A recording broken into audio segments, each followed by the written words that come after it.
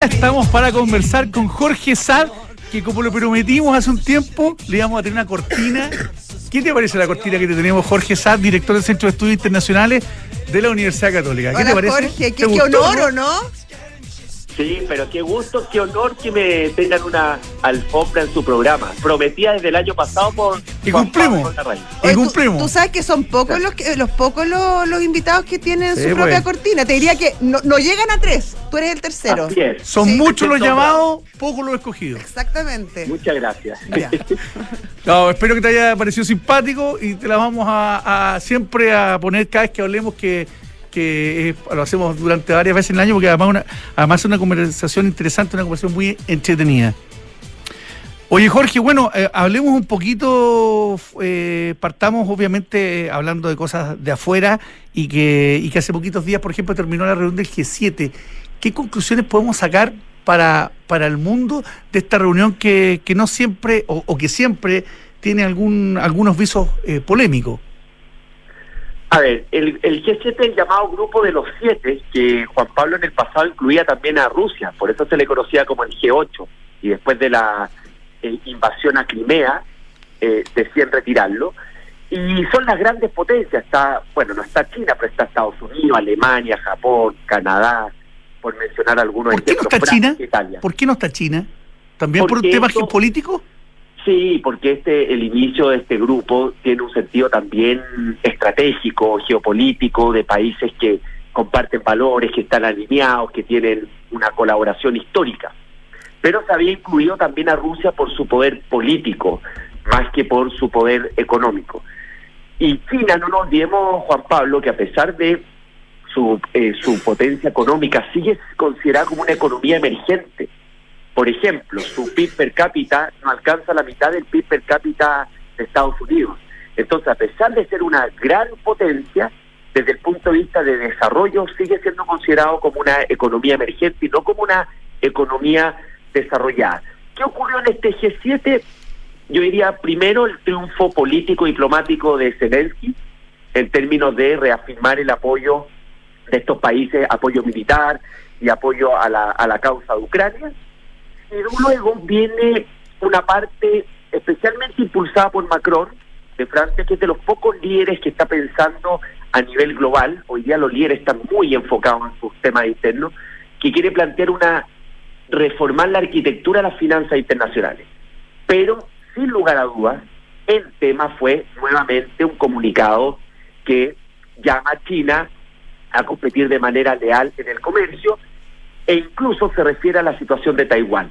Y como Taiwán es una línea roja para China, inmediatamente China salió reaccionando, criticando que el G7 tiene una lógica de guerra fría, que no colabora a la estabilidad mundial, y por lo tanto esta es una nueva expresión de esta rivalidad, digamos, de las potencias con China, donde la llamaron a resolver pacíficamente el tema Taiwán y a tratar de mediar en el tema de Rusia. Jorge, eso en materia política, pero también el G7 fue un paso más allá en términos comerciales, donde le hace un llamado a independizarse y a diversificarse respecto con Rusia, de todo tipo de elementos. El llamado del G7 justamente a no depender tanto de China.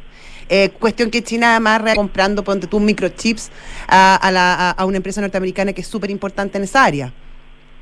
Sí, hay una parte, como bien mencionas tú, Josefina, económica. Yo diría que hay 3 líneas. La que yo mencioné de un plan que quiere presentar Francia para reformar el Fondo Monetario Internacional y el Banco Mundial. O sea, la arquitectura de cooperación y financiera a nivel internacional.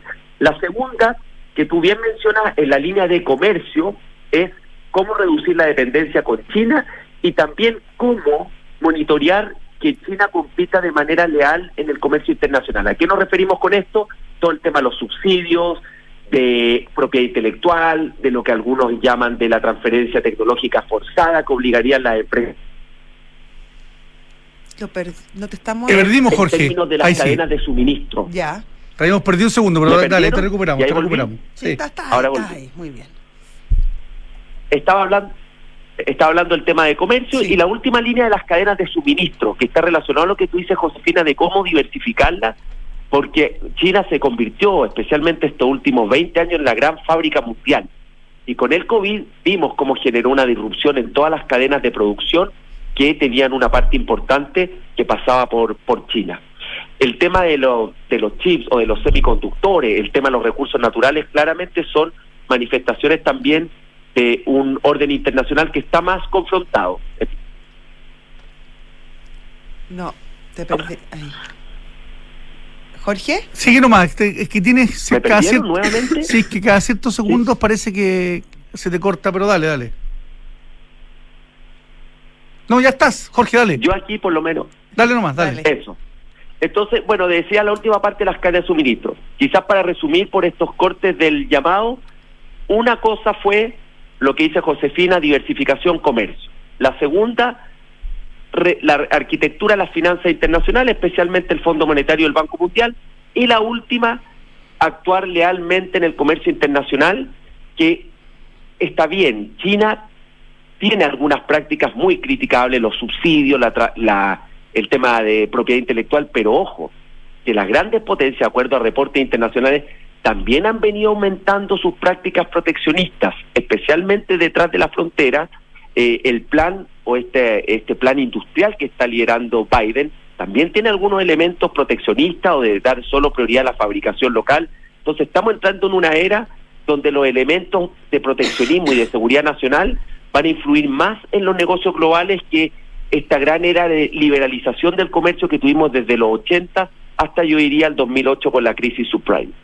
Jorge, a raíz de este ambiente que hay de Guerra Fría, que parecía un tema olvidado, pero pareciera que estuviéramos en plenos años 80, acaba de dar una entrevista probablemente histórica, Henry Kissinger, en el Economist, y se refiere que estamos muy próximos, dice que en los próximos 10 años estamos al borde de una tercera guerra mundial y que si no enfrentamos hoy el tema es un dato que vamos a estar ante eso.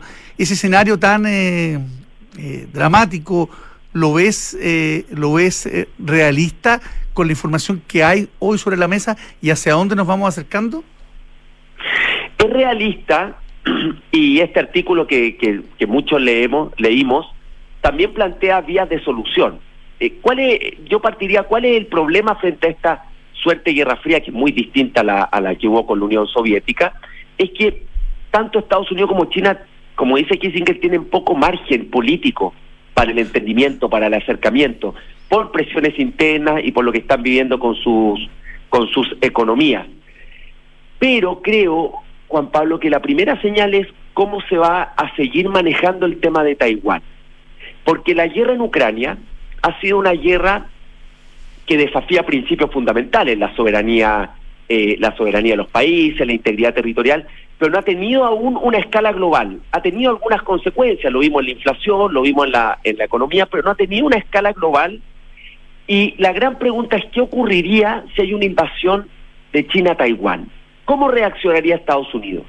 ¿Sería más bien pragmático o ejercería el compromiso de defensa que tiene con Taiwán? Y eso podría dar una luz de, obviamente, un anticipo de una tercera guerra mundial, porque en caso de que el tema Taiwán estallara, tendríamos una escalada a nivel global por el compromiso de Estados Unidos y por la defensa de China de la soberanía.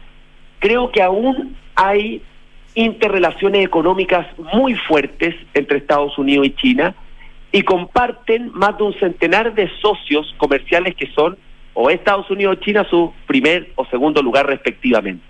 Creo que esa interrelación económica todavía funciona como un dique de contención frente a un posible guerra o tercera guerra mundial, que hablaríamos de una guerra a escala global.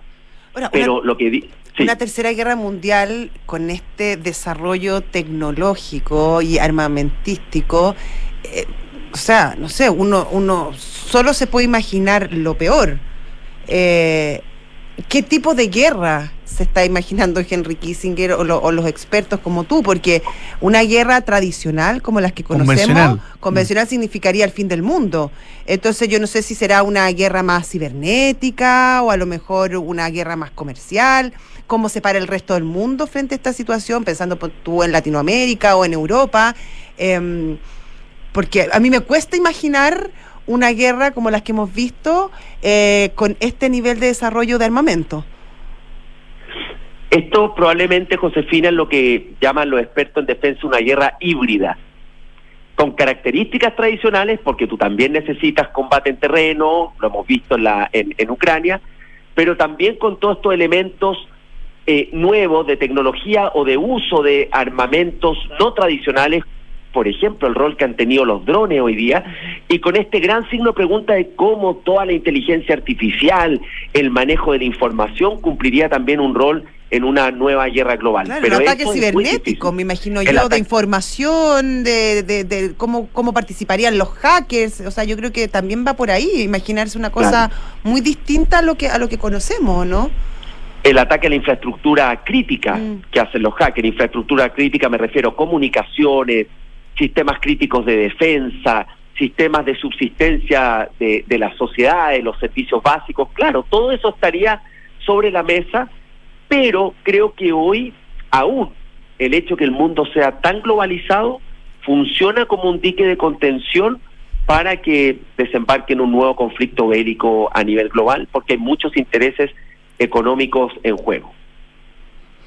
Jorge, vámonos a otra cosa, lo que estábamos hablando al inicio del programa, el techo de la deuda. Estados Unidos está a punto de llegar a una situación aparentemente sin salida, pero donde todos dicen que va a haber salida. ¿Cómo tú estás viendo lo que puede ocurrir en los próximos, estamos a 23 hoy día? Los próximos 7, 8 días.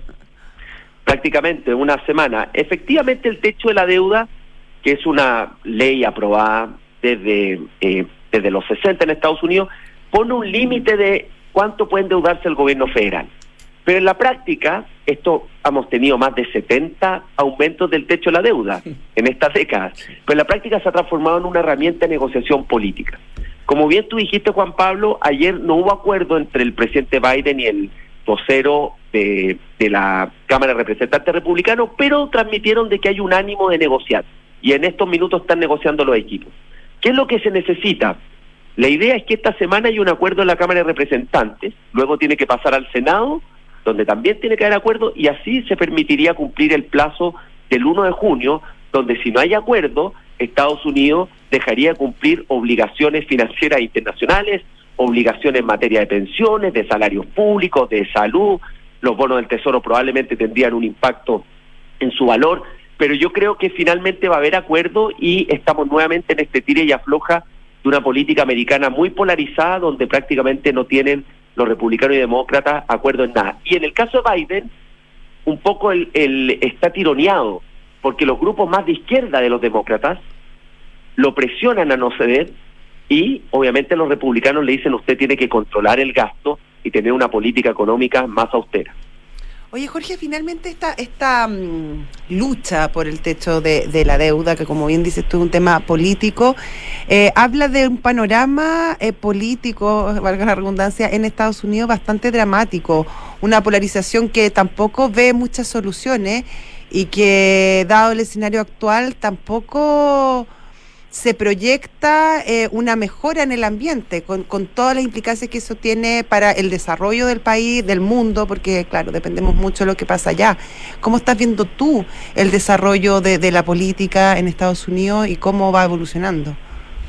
Creo que es muy probable que el escenario presidencial del próximo año sea muy similar al anterior, con un Trump que hoy día supera, según la última encuesta, por 30 puntos a su más cercano perseguidor en las primarias, que sería DeSantis, el gobernador de Florida. El amigo de Disney.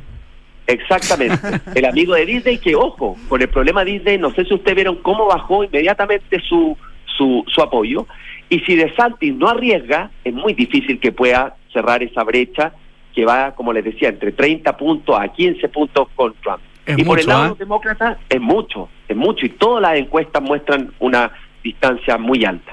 El caso de Biden va a ser el nominado, pero lo interesante es que nuevamente las encuestas muestran que Biden y Trump están voto a voto, igual que la elección pasada, y el escenario más probable es que tengamos nuevamente una elección muy polarizada y que se defina por esos llamados estados péndulos, estados clave, y que no sea muy distinto a lo que vimos hace unos años atrás, con la diferencia de que Trump, en este caso, no enfrenta una pandemia, no enfrenta una caída de la economía, y lo que muestra al comienzo estos juicios legales, políticos, es que han terminado fortaleciendo su imagen. ¿No se ha producido nunca una situación como la que se va a producir ahora, si es que se repiten los dos candidatos, de que un expresidente vuelva y vaya contra el que lo derrotó en Estados Unidos? Tendría que revisar, pero creo suena que no, ¿no? Es un escenario inédito, sí. Tendría que volver a revisar, pero creo que no. Estamos en el primer escenario y en el caso si ganara Trump sería también algo bien inédito. Un tema que preguntan mucho, Juan Pablo, de qué pasa si está imputado o procesado. La Constitución americana no inhabilita a un candidato en caso que esté procesado. La Constitución americana es muy minimalista. Entonces Trump podría darse un escenario que mientras se desarrolla el proceso, sigue en su carrera para la presidencia. Claro, además el proceso es largo. Es bastante largo. Ya, don Jorge, lo despedimos con su cortina característica que vamos a mantener ahora cada vez que conversemos. Un agrado, como siempre muy interesante y una simpatía. Gracias, Jorge. Muchas gracias. Hasta Espero luego. acompañarlo la próxima vez. En estudio, eso, que te vaya muy bien. Chao. Exactamente. Chao, chao. Bueno,